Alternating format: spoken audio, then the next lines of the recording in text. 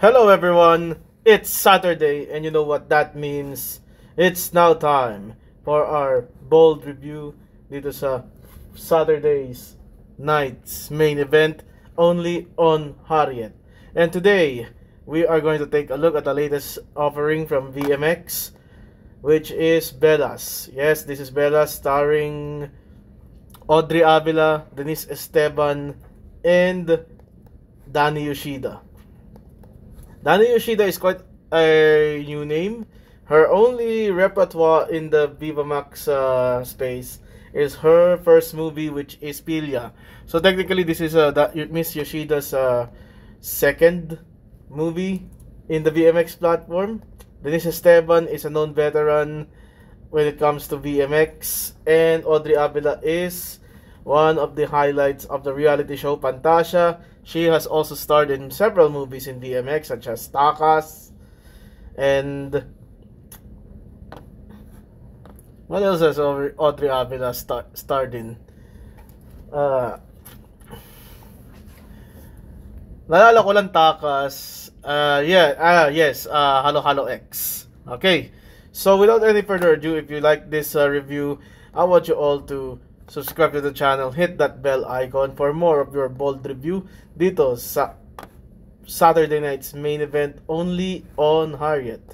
And yes, this is Bellas, a triple threat, table for three, girls love movie na pinagbibidahan ni na Audrey Avila, Denise Esteban, at Danny Yoshida. So, what is Bellas? So, tungkol ito sa kwento ni Josefa. Si Josefa ay isang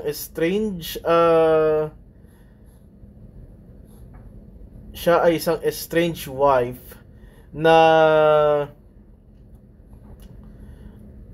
parang kulang sa pag-ibig ng kanyang asawa na si Matthew Francisco. And her life changed when two new boarders come in. Kasi nag-boarding house sila, nagpapalit sila ng boarding house eh.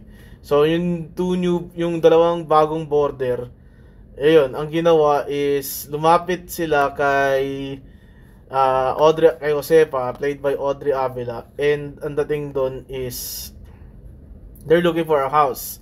And they immediately post themselves as physical therapists. Physical therapist, PT.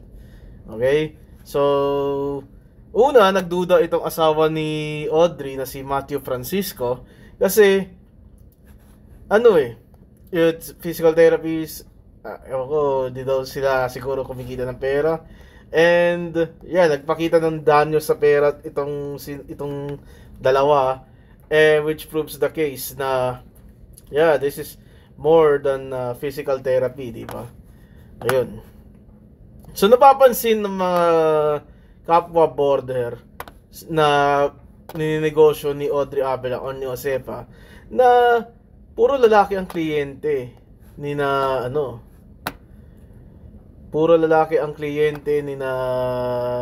Denise Esteban at Danny Yoshida. And the reason kaya puro lalaki is hindi sila normal na physical therapist. When I say normal na physical therapist, they are supposedly, anong tawag doon? Exhibitionists. Okay? So they offer sex for money. In exchange for money. Kadalasan, pok-pok. Pero, hindi ito, pinagkipit mata lang dito ni Audrey Avila. Knowing that the two girls have no bad intentions naman. Okay? Yun. So, madaming insidente na nangyari dito. Malakas sila magpatugtog sa kanilang sa kanilang apartment. Kaya, nadidistorbo yung kapitbahay. Okay? And such that, dito, nagagalit si Matthew Francisco. Kasi, yun nga, hindi, tawag doon?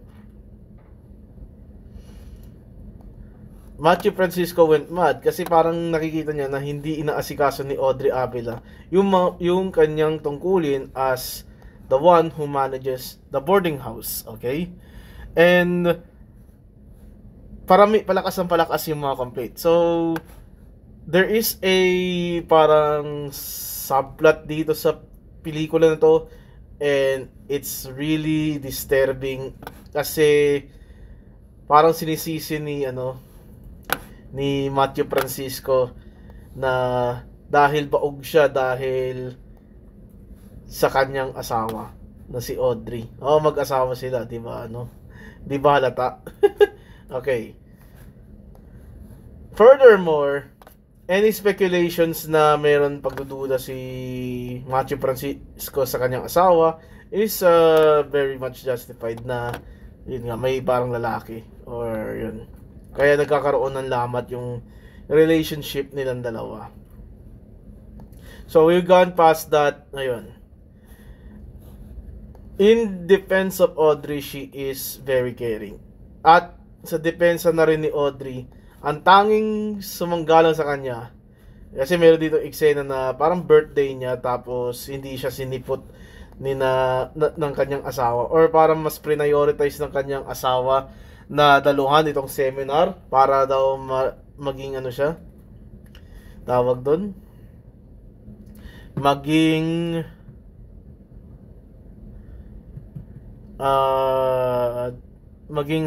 parang high ranking na teacher. Okay? And he failed at getting that kasi nga hindi siya magkaanak, which is a weird requirement. So requirement sa guro ng karoon ng anak para lang ma-promote. Okay, that's a bit suspicious, pero sige lang, go on lang sa gusto ng go with the flow, okay? Furthermore, I can attest to the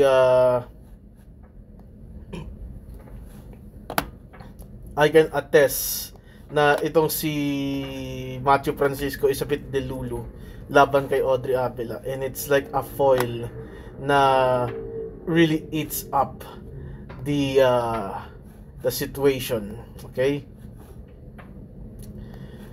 Anong meant ko na foil? Lahat ng hinala ni Matthew Francisco is being negated by Audrey Avila, and like Matthew Francisco is looking for a hole, and that hole comes to the opportunity kung saan yung kapitbahay direkta na nagsumbong sa kanya. So we're not dealing with Audrey and anymore. We're dealing with Matthew and the borders. So Matthew has to find a way to investigate the borders. It turns out there's an actor here, si JD Agua. Siya yung parang labas-masok sa boarding house, anak ni Kapitan, kaya medyo may parang high ranking sa sarili, medyo mahangin, and he is like looking past looking past Denise and Danny Yoshida. And minamaliit niya yung estado ng buhay ng dalawang exhibitionists. Hindi niya binayaran, and Audrey Avila saved Denise Esteban, and Danny Yoshida kicked out the man. That man, JD Aguas, siya yung nagsumbong kay Matthew Francisco na pokpok yung harbor nila sa boarding house. And dito nagalit na si Matthew Francisco kay Audrey kasi nalaman niya yung katotohanan. Well, this leads to the conclusion. Naglayas na yung dalawang pokpok, si Danny saka si Denise Esteban, at kasama nila si Audrey Avila na. It's like, ayun, nagising na lang si Matthew, wala na si Audrey, sising-sisi siya. And si Audrey, naglalakad, palayo, she's smiling, yun. Kamukha niya si Roxanne Perez daw, yung wrestler. What do I think of the mature scenes? So the mature scenes is a bit lacking. It's a typical GB San Pedro film. There's this one scene, black screen. One scene, black screen. One scene, black screen. Ito yung format niya eh. It's like, that's how it tells the story. Pauses one scene with transition one scene to another using a black screen. I think my favorite scene here is when Denise and Danny gave Audrey her birthday present, which is a threesome girls night out, menage a trois. Pero that itself is lacking. And I am going to say Bellas is a copium tier movie. I don't see anything good on it. And may playtime ba to? Wala tong playtime, no? So kung nag-playtime to, hard pass na to. Oh. Yeah, I don't buy it. Yeah. Okay. So next week, ano bang re-review natin sa BMX? Next week sa BMX, I think I think there's only one movie, Friday. I think we can watch that. Okay. Oh, Feb 10, Monday, may pelikula pala. Okay, we're going in Raw. Ha? We got new hours para sa BMX. Monday, Thursday.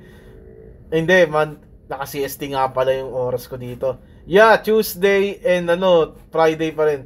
Tuesday, bigayan, and Friday, online selling. Sorry, I'm looking at it on my laptop. Tuesday, bigayan, and Friday, online selling. So, bigayan, I might move it to Saturday kasi busy ako. I'm really busy on the week of February 10. I'm going to move it on Saturday. Online selling, I'm going to review. The review will be on Sunday. And the thing called Tadhana, yung review niya, it will be moved on further notice. Okay? Yeah, happy 10th anniversary to the block. I am looking forward to tell my story during that thing called Tadhana. It's just that I'm really busy and ayun, I can't go on. Hindi ko masingit eh. Actually, ginagawa ko to sa office habang pinifilm ko. So, please bear with me on this enduring time sa content ko. Okay. So, if that anything else, Sunday, see you Saturday, Sunday weekend for Bigayan. So, we got another Boys Love movie. Para sila rin yung nagbo-Boys Love sa Viva Max. And online selling. This is your boy, the God Gamer himself, Harriet, telling you goodbye and good night. Bang!